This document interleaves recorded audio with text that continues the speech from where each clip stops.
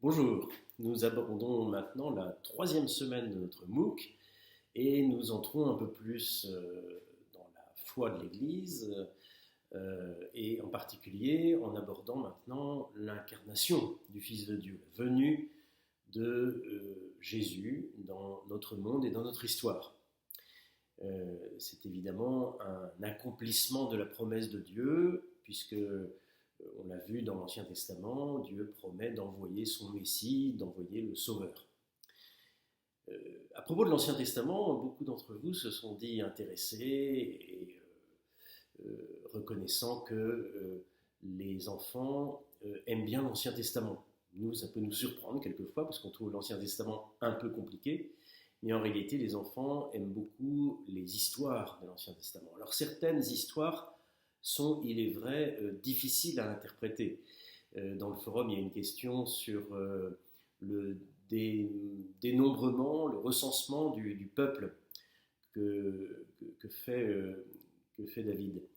Et il est étonnant de voir comment ce recensement est puni par Dieu, puisqu'il y a même 70 000 hommes qui meurent de la peste. Et donc cet événement est difficile à interpréter, c'est vrai.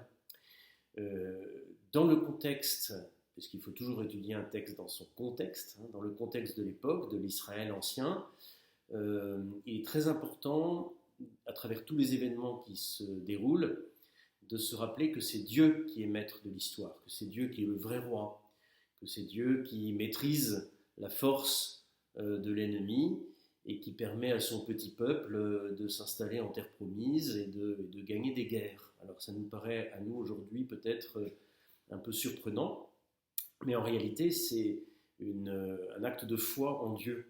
Et ici, eh bien, David manque de foi puisqu'il cherche à compter ses forces, à compter pour savoir s'il va être capable de remporter la bataille.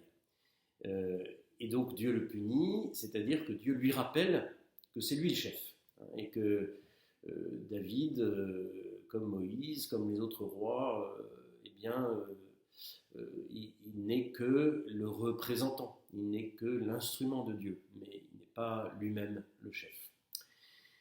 Une autre question est posée sur le forum, plus délicate en ce moment, bien sûr, c'est à la suite du rapport de la commission Sauvé. Comment aborder les enfants, comment parler aux parents. Je crois qu'il y a deux choses. D'abord, il faut partager la souffrance de l'Église, que ce soit les parents, les prêtres, les catéchistes, tout le monde souffre parce qu'il y a eu des péchés graves et que ces péchés n'ont pas toujours été dénoncés suffisamment pour qu'on puisse éviter des drames terribles. Et donc, il faut partager la souffrance, il faut dire aux parents, je crois, qu'on partage tous cette souffrance, qu'on en pleure, qu'on prie Dieu, qu'on supplie Dieu de donner sa consolation et de guérir ceux qui ont besoin de l'être. Et puis la deuxième chose, c'est de rappeler aux parents, surtout s'ils ont des questions, et même peut-être en allant au-devant de leurs questions, de rappeler aux parents qu'au catéchisme, eh bien, on observe strictement des règles de prudence. Par exemple, on ne laisse jamais un enfant isolé avec un adulte, comme on doit le faire aussi dans le sport, dans les centres de loisirs, à l'école. Voilà. Donc il y a une prudence sur la relation entre des adultes et des enfants, pour que jamais un enfant ne se retrouve tout seul avec ce risque terrible dont on est aujourd'hui davantage conscient. Je vous propose donc cette semaine d'accueillir le Seigneur Jésus, de le suivre, de se mettre à son écoute en contemplant et en réfléchissant la venue du Fils de Dieu en ce monde. Bonne semaine.